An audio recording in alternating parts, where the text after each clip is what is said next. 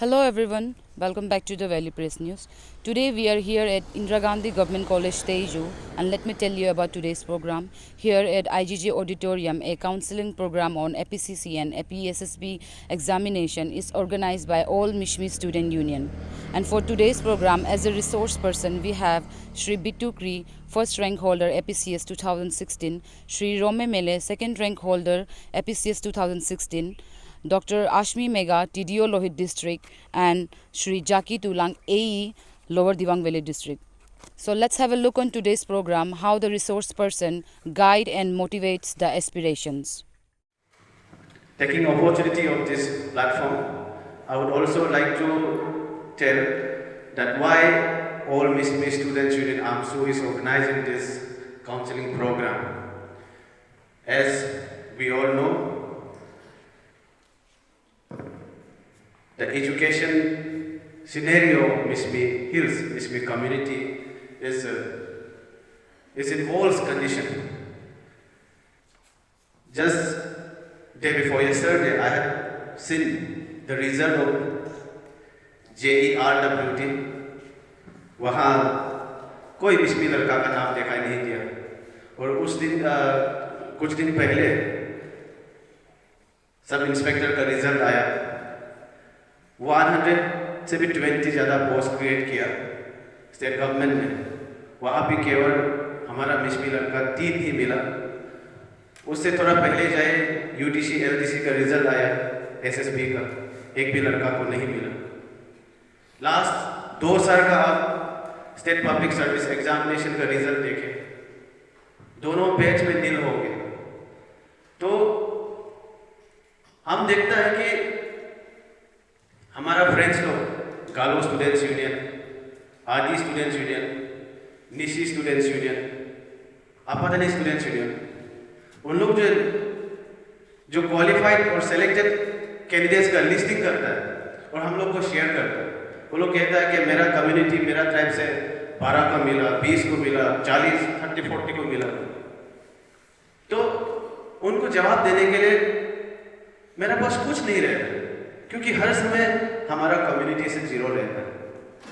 So we need to think seriously what are the core reasons.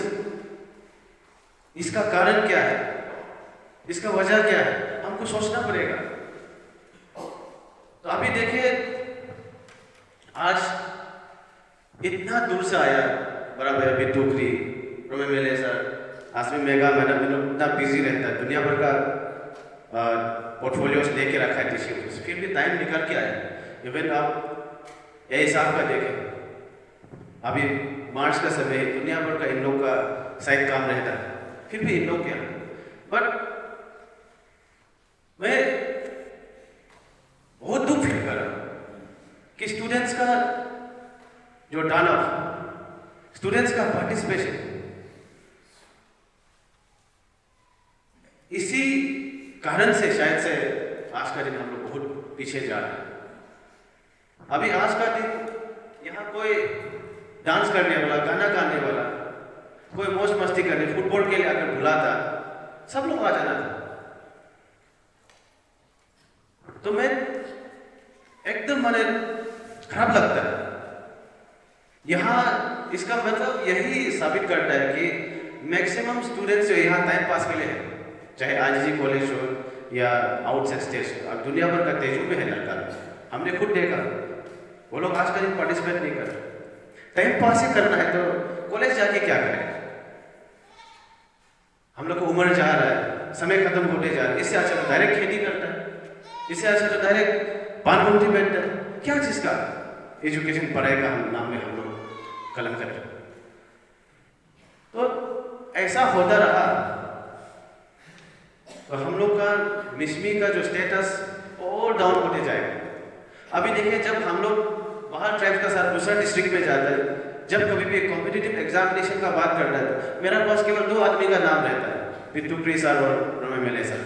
हाँ, ये दोनों एक समय का टॉपर था, ऐसा था। तो अभी लास्ट 6 ईयर्स से किसी का नाम लेने का मौका नहीं मिल रहा। तो इस चीज को हम लोग डीपली सोचना पड़ेगा। अभी देखिए, हम लोग है आपको प्लेटफॉर्म देना, हम लोग का काम है आपको रास्ता दिखाना। इससे और इसका अलावा हम कुछ नहीं कर सकते। कुछ महीना पहले इवन हम लोग ने ये भी कोशिश किया कि बाहर से एक एक्सपर्ट ढूंढेगा, सीसेट टीचर हो, इंग्लिश का हो, मैथ्स का हो। हम लोग ढूंढना इवन हमने दिल्ली कोड किया, पुणे कोड किया, गुवाहाटी कोड किया, महाराष्ट्र, सब जगह कोड किया। कोई ऐसा एक टीचर लाओ, एक महीना में हम लोग 1 लाख रुपये पेमेंट करेंगे। इवन हम लोग ने पैसा भी जुगाड़ किया था, 4 लाख आमसो अकाउंट में था। अनफॉर्चुनेटली हम लोग को टीचर नहीं मिला, तो अभी भी हम लोग कोशिश कर रहे हैं क्रैश कोर्स करने के लिए, यहाँ में 4-5 मंथ्स का आप लोग को ट्रेन कराने के लिए। तो टीचर नहीं मिला तो हम लोग सोचा कि अभी भी दुनिया भर का SSB का एग्जाम आने वाला है, UPSC की अभी एडवर्टाइजमेंट करने वाला है, तो हम लोग सोचा कि एटलीस्ट बेसिक चीज तो बताए रिसोर्स पर्सन के द्वारा। इसलिए हम लोग ने ये प्रोग्राम रखा। तो हम सोचा कि यहाँ में कम से कम हम लोग का मिश भी भाई 1000 का आसपास स्टूडेंट्स है। सोचा कि 300 से तो आएगा, लेकिन चलो कोई बात नहीं। एटलीस्ट जो भाई बहन मेरा जो फ्रेंड्स आप लोग एटलीस्ट जो यहाँ आया है, मैं आप लोग को अपील करूँगा कि थोड़ा सीरियसली सुनने का कोशिश कीजिए, कुछ नया चीज़ लेके जाने का कोशिश कीजिए और उसको प्रैक्टिकली इम्प्लीमेंट करने का कोशिश कीजिए। और इस तरह का प्रोग्राम हम लोग कोशिश करेंगे आने वाला कल को भी रखने के लिए। और वंस अगेन मैं आप सबको वेलकम करता हूँ। Thank you so much. I am Dr. Asmi Megha. I cleared my APPSC examination 2017, but the result was announced in the year 2020. So we are and Tulang sir, we are from the same batch here, so we are basically called the Corona batch. तो 3 साल लग गया ये exam clear करते करते हम लोग को। तो right now I am posted as a trade development officer here at DC office. Additional charges भी थोड़ा सा रखा हुआ है, उसका वजह से थोड़ा सा सीखने को भी मिल रहा है हमको।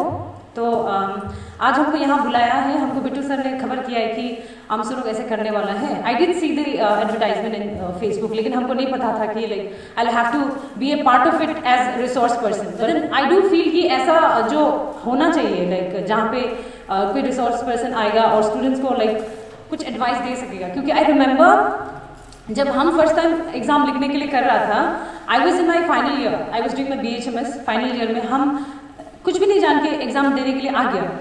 बट लकीली क्या हुआ कि the first time when I sat for the exam got cancelled, कुछ होके कैंसिल हो गया। देन जब हम फर्स्ट टाइम दिया prelims examination, then I realise कि this exam is actually doable, you can do it. थोड़ा सा मेहनत करने से ना कोई भी कर लेगा, मेरा समय में ऐसा था। तो luckily sadly for some people exam जो कैंसिल हो गया तो हमको पढ़ने का मौका मिल गया। तो ऐसा होके I could clear it. And since हम तो प्रिलिमिनरी एग्जामिनेशन, मेन एग्जामिनेशन दोनों बिट्टू प्री और रोमेश सर के साथ में ही किया है, तो आज हम तो उनका ही स्टूडेंट है। तो जब मेरा सर ने बोला आके बोलना है तो I agreed to come here. But then APPSC exam जो है वो 3 फेज में होता है। हाँ, सो सबसे पहले जो आपको प्रिलिमिनरी एग्जाम देना होता है, उसके बाद में if you clear the preliminary examination तब जाके आप मेंस लिखेगा। मेंस क्लियर करने के बाद में आपका एक पर्सनल इंटरव्यू के लिए बुलाएगा। आप जब प्रिलिमिनरी एग्जामिनेशन देगा तो आप 2 पेपर देता है। हम लोग पहले हम लोग जब दिया था तब हम लोग ऑप्शनल पेपर देता था और GS पेपर देता था। लेकिन now since APPSC has adopted the UPSC pattern, तो अभी थोड़ा सा चेंज हो गया। आपको CSET देना है और दूसरा जो है आपको GS पेपर देना है। तो और फिर आप जब मेंस में होगा तो मेंस में ऐसे इंग्लिश वाला ऐसे वाला पार्ट आता है, फिर GS देना है और ऑप्शनल पेपर देना है। पहले हम 2 ऑप्शनल लेता था, आजकल वी हैव ओनली 1 ऑप्शनल।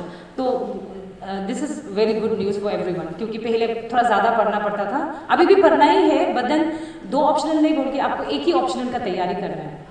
तो आप जब आप फ्रेशर है ना, I can relate to it, क्योंकि हम भी जब शुरू किया था हम फाइनल ईयर में था, उसके बाद I have to do my internship.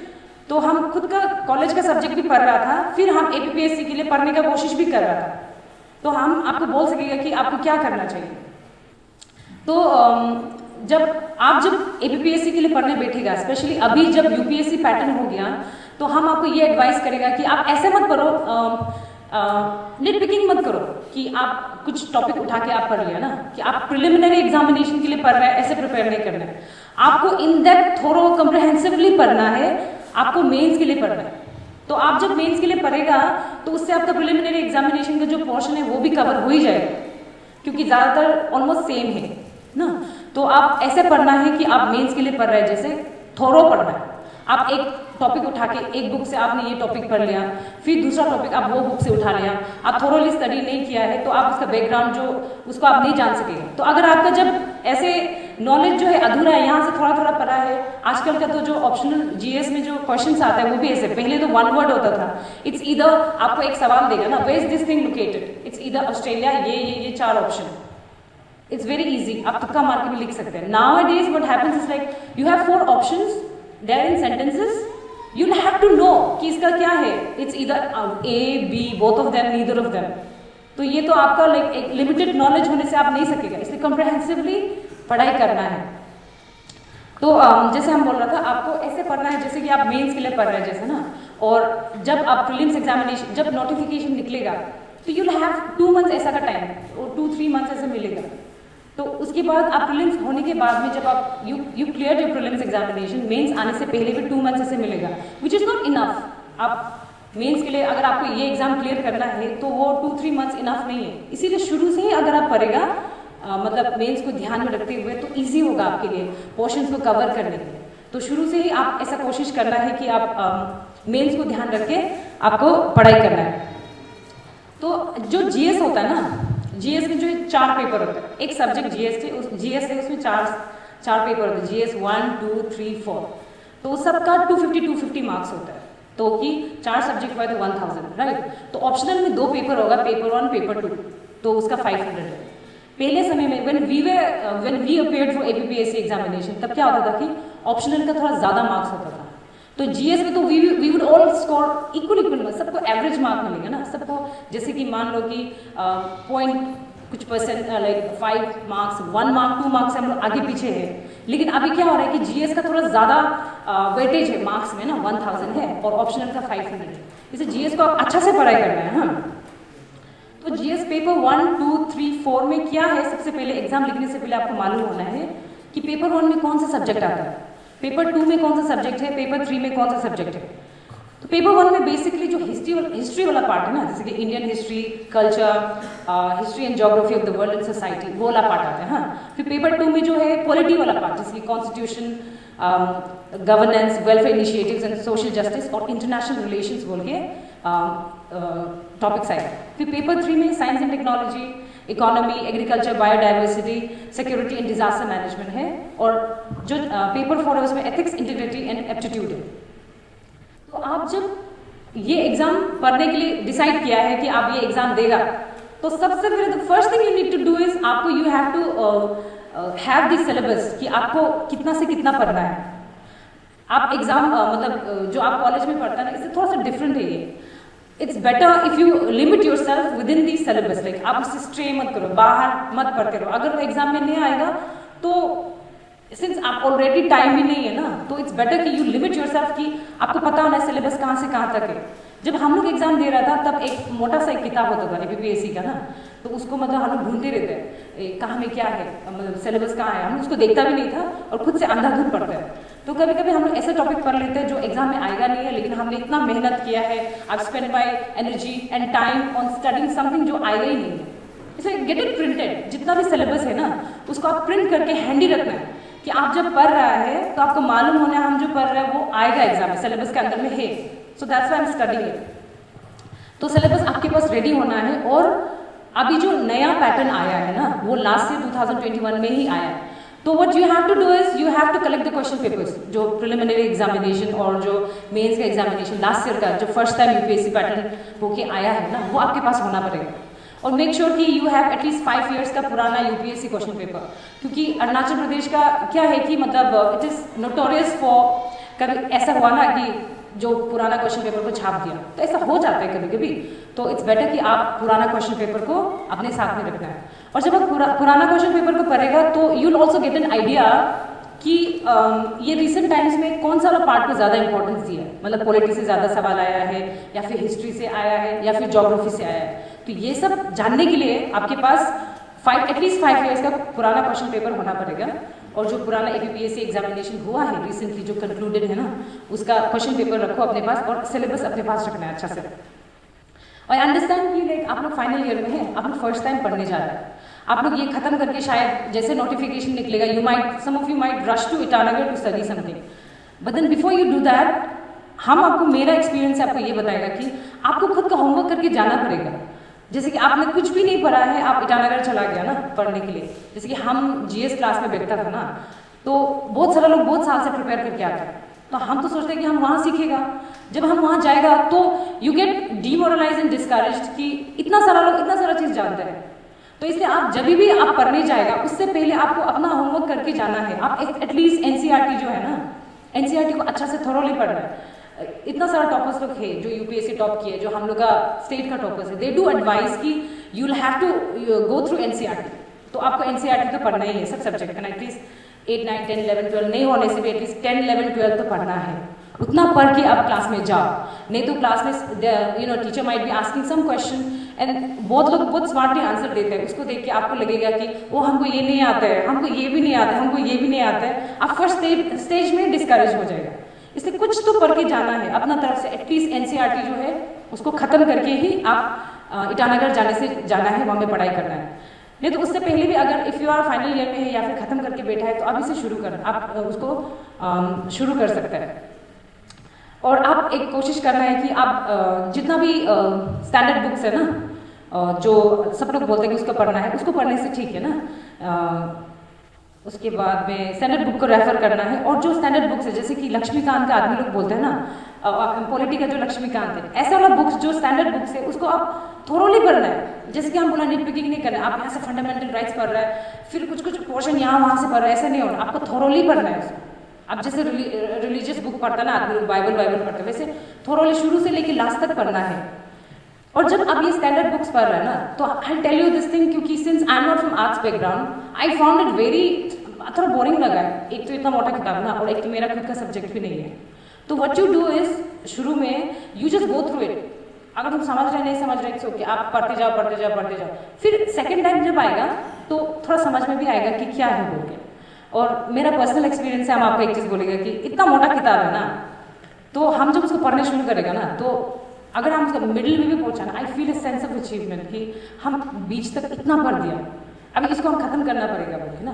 तो that's how you complete it. तो फर्स्ट टाइम जब तुम पढ़ने बैठेगा तो नोट्स बनाने मत बैठो ना, यू जस्ट रीड इट, समझ में आएगा नहीं आएगा छोड़ो, उसको आप पढ़ के खत्म करना है ना। उसके बाद फिर second time third time reading करने, ऑब्वियसली अगर आप जाएगा क्लासेस में तो वहाँ टीचर लोग भी बताएगा कि इसको कैसे पढ़ना, लेकिन अपना तरफ से आप पढ़ाई करके ही जाना है, होमवर्क अपना कंप्लीट करके जाना है। नहीं तो आप वहाँ जाएगा आपको लगेगा कि I am so much behind others, like उनको तो इतना सारा चीज़ आता है, हमको नहीं आता। वहीं में फर्स्ट झटका में अगर आप हार मान के बैठ जाएगा तो अनलाइकली, इट्स हाईली अनलाइकली कि आप क्लियर हो जाएगा। जैसे स्टैंडर्ड बुक का पढ़ना है और उसको एकदम थॉरली पढ़ना है। हाँ, और न्यूज़पेपर का जो बात आता है ना, current affairs is very important. लेकिन करंट अफेयर्स पढ़ने से पहले what you have to do is, आपको जो स्टैंडर्ड बुक है ना वो सब पढ़ लेना है, उसके बाद करंट अफेयर्स पढ़ना है। जैसे कि तो करंट अफेयर्स जो आपको हेल्प करता है, जैसे कि इंटरनेशनल रिलेशन ना, IR, जो कि पेपर 2 में, GS पेपर 2 में है ना, अभी राइट नाउ रशिया और यूक्रेन का जो इशू चल रहा है, तो वो जब when you finished your books, right, studying your books, then when you look into जो करंट अफेयर्स है, it gives you an idea कि IR से इस बार क्या आ सकता है।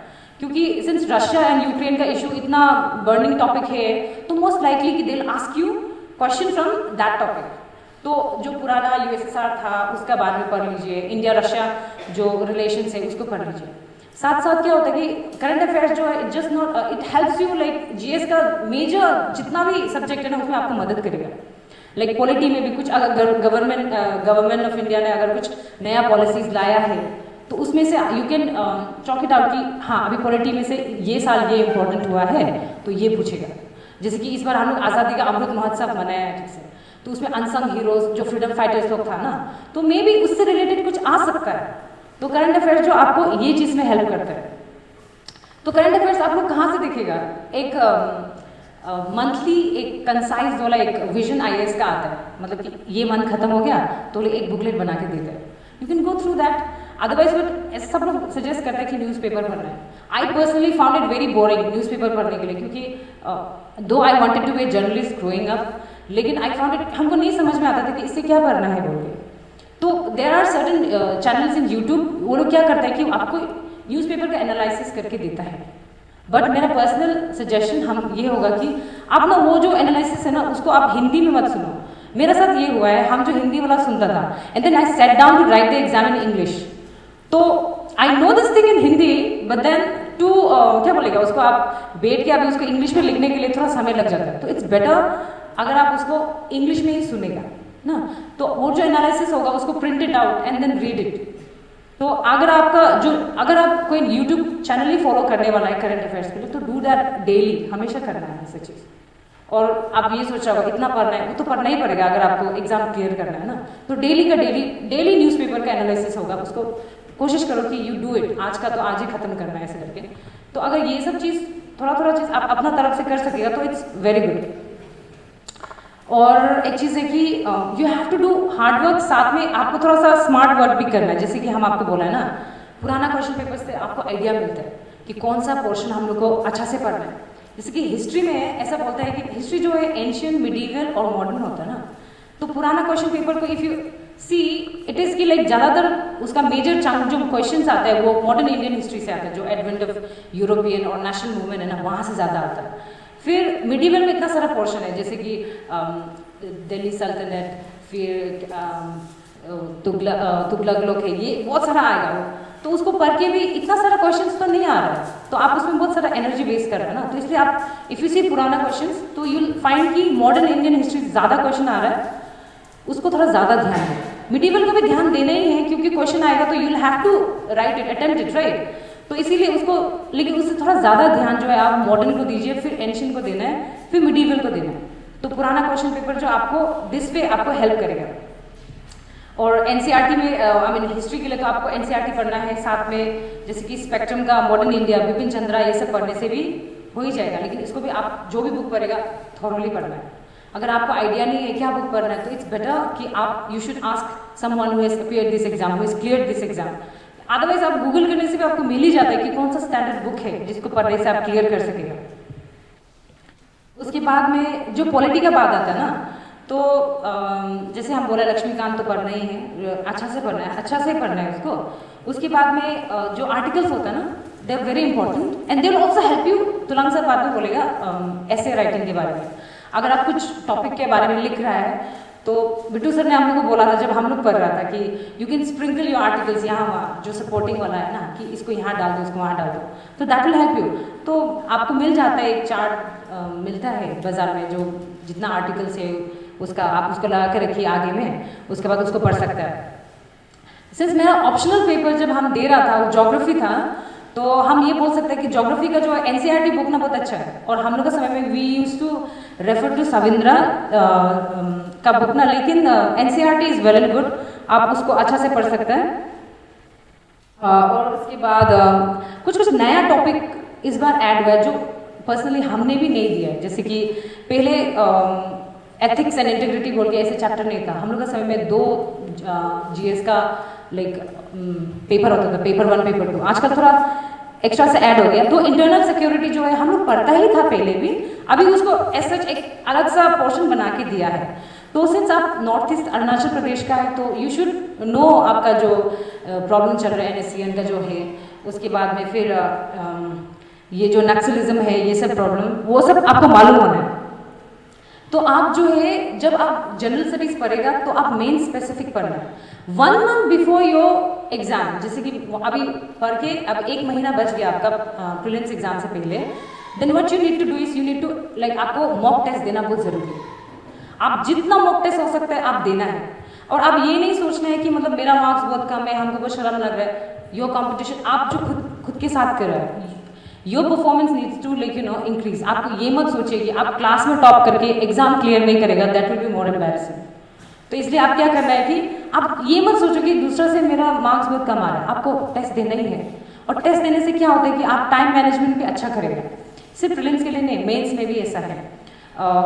मॉक टेस्ट देना बहुत इंपॉर्टेंट है, क्योंकि हम 5-6 मॉक टेस्ट दिया है, लेकिन जब हम मेंस एग्जाम में बैठे तो ज्योग्राफी मेरा ऑप्शनल पेपर था, तो पेपर 1 में हमने एक क्वेश्चन 20 मार्क्स का छूट गया मेरे हाथ से। हम रो के बाहर निकले कि मेरा तो एग्जाम क्लियर नहीं होगा। एक तो पेपर इतना इजी था, आई वाज सो एक्साइटेड कि ओ अच्छा से लिखेगा बोल के हम लिखने शुरू किए और क्वेश्चन छूट गया मेरा 20 मार्क्स का, जो कि इतना ज़्यादा मार्क्स है ना कि हमको लगता है कि अगर हम वो लिख देने से कुछ और होना था होगा। तो इसलिए मॉक टेस्ट देना बहुत ज़रूरी है। आप प्रीलिम्स के लिए भी जितना मॉक टेस्ट हो सकता है देना है। आजकल तो इतना मज़ा है, आप ऑनलाइन भी दे सकते हैं। एक स्टडी कुछ जो पुराना APPSC एग्जाम क्लियर किया है वो लोग भी कुछ ग्रुप्स बनाते हैं, तो you just try to find out कि कहाँ में मॉक टेस्ट हो रहा है और जितना हो सके दे देना है। और मॉक टेस्ट सिर्फ देना नहीं है, once you are done with your test, जब आपको रिजल्ट मिलेगा उसको गो थ्रू इट, आपको कौन सा पोर्शन आता है नहीं आता है, देन आप फिर वापस जाके किताब खोल के वो वाला पार्ट पढ़ना। और एक चीज़ है, स्पेशली ज्योग्राफी वाला पार्ट में हमको ऐसा लगता है कि जब आपको एक क्वेश्चन मिलेगा ना, 4 ऑप्शंस होता है, उसमें से एक आंसर राइट है, बट देन अदर 3 ऑप्शंस कुछ है जिसको आपको नहीं पता कि ये लोग क्या है। तो it's better well and good कि अगर आप किताब खोल के फिर देखेगा, सिर्फ जो आंसर वाला पार्ट है उसको ध्यान नहीं देके जो अदर 3 ऑप्शन है वो लोग भी क्या है, इस बार क्या पता ये आया है, तो next time they could ask something जो वो 3 ऑप्शंस में से हो सकता है ना। आपको 4 ऑप्शंस के बारे में सब कुछ पता होगा, तो बुक खोल के उसको फिर से पढ़ लेना है। हाँ,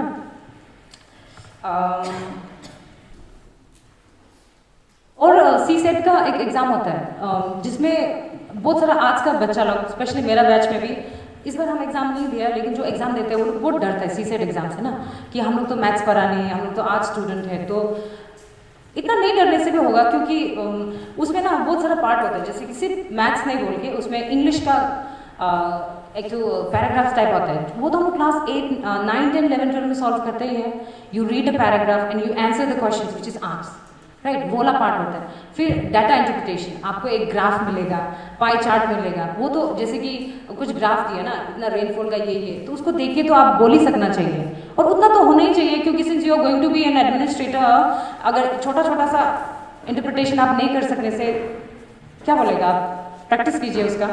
उसके बाद में रीजनिंग आता है। रीजनिंग आता है जैसे कि ब्लड रिलेशन, ये A जो है B का आंटी है, C जो है B का ये है, तो A जो C का क्या लगता है, तो ये सब चीज़ तो हमको लगता है कि कोई भी सीख ही जाएगा। तो इसलिए आप ये नहीं डरना है कि मैथ्स पोर्शन हमको नहीं आता है तो मेरा CSET नहीं होगा। आप थोड़ा प्रैक्टिस कीजिए, पुराना जो ओल्ड क्वेश्चन पेपर है ना, this will again help you even in CSET as well. तो गो थ्रू द पुराना question papers, old question papers, आपको आइडिया होगा कि कैसे इसको सॉल्व करना है। और सबसे इंपॉर्टेंट चीज़ है यहाँ एग्जाम का, what I will say is always go through the instruction.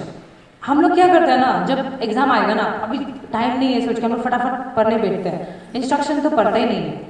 तो क्या होगा कि बहुत सारा चीज़, मान लो कि मेंस में ऐसा हुआ था last time, I heard from my friends कि they have to attend certain number, but then पूरा अटेम्प्ट करके आ गया। ऐसा नहीं होना है, आप इंस्ट्रक्शन को अच्छा से पढ़ना है, उसके बाद जितना पूछा है आपको उतना ही देना है, क्योंकि there are certain word limits, I think 150 ऐसा होता है इस बार का में, तो आपको उसको क्रॉस नहीं करना है। अगर आपको बोला इतना में देना है तो कोशिश करो कि आपका आंसर जो है should be confined to that limit, उतना में होना है बोल के ना।